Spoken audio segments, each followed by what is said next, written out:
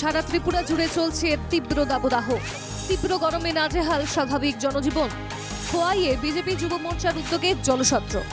একটু গলা ভেজাতে জলসত্রে নামছেন পথচারীরা। অসহ্য গরমে নাজেহাল মানুষ। ত্রিপুরার খোয়াই শহরে যুব মোর্চার পক্ষ থেকে চালু করা হয়েছে জলসত্র।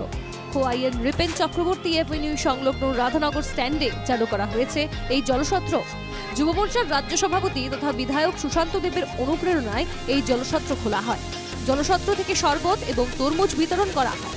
বিজেপির খোয়াই জেলার সাধারণ সম্পাদক সমীর কুমার দাস বলেন, অ্যাকচুয়ালি তীব্র দাবদাহের মধ্যে যুব মোর্চার আমাদের যারা আমার সাথে আছে এরা যুব মোর্চাই করে, এরা একটা সউদ্যোগ নিয়েছে যে আমরা খোয়াইয়ের রাধানগর স্ট্যান্ডে আজকের এই তীব্র দাবদাহের মধ্যে আমরা যারা পথচারী আছে, যারা গাড়ি চালায়, যারা রিক্সা চালায়, যারা পথ চলতি মানুষ, তাদেরকে একটু ফল একটু শরবত তারা দিচ্ছে সউদ্যোগ সম্পূর্ণ।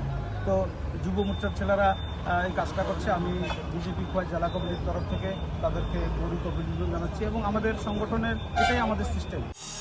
তেলিয়ামুড়ায় রাস্তায় বেরিয়ে তেষ্টা মেটাতে ভরসা ডাব তরমুজ। অসহ্য গরমে ডাব তরমুজ ঠান্ডা পানীয়ের প্রবল চাহিদা। দেদার বিক্রি হচ্ছে তরমুজের মতো মরশুমি ফল ডাব। জমে উঠেছে তরমুজ ঠান্ডা পানীয়ের বাণিজ্য।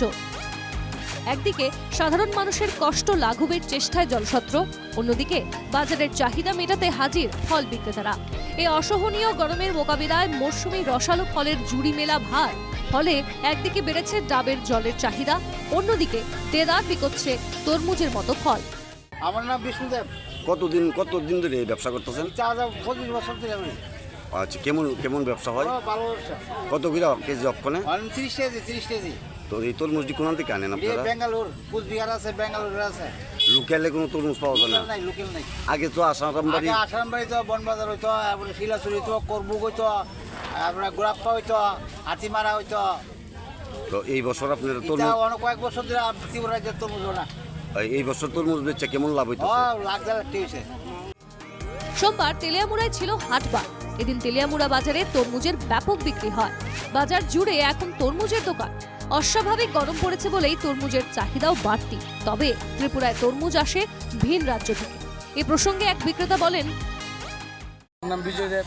কি বেচেন আপনারা? তো তরমুজ বেশি কোন থেকে আনেন এই তরমুজ? বেঙ্গলের। ত্রিপুরাতে হয় না? ত্রিপুরাতে লাল হয় না। আগে তো শুনতাম আসামবাড়ি টাড়ি থেকে আনতো। ওখানে আসামবাড়ি করে না, তো ওখানে বাইরে দিয়ে অনেক সব বাইরের থেকে। কেমন করে বেচা হইতেছে? তো 30 টাকা কেজি, পাইকারি 25 টাকা। এই বছর কেমন বেচা কিনি? বেচা কেনা ভালো। অসহনীয় গরমে ত্রিপুরা জুড়ে ভয়ানক পরিস্থিতি। মানুষকে স্বস্তি দিতে পারে তুমুল বৃষ্টি, তবে আবহাওয়া দফতর তেমন আশার বার্তা এখনো দিতে পারেনি। Bureau report, NKTV Bangla.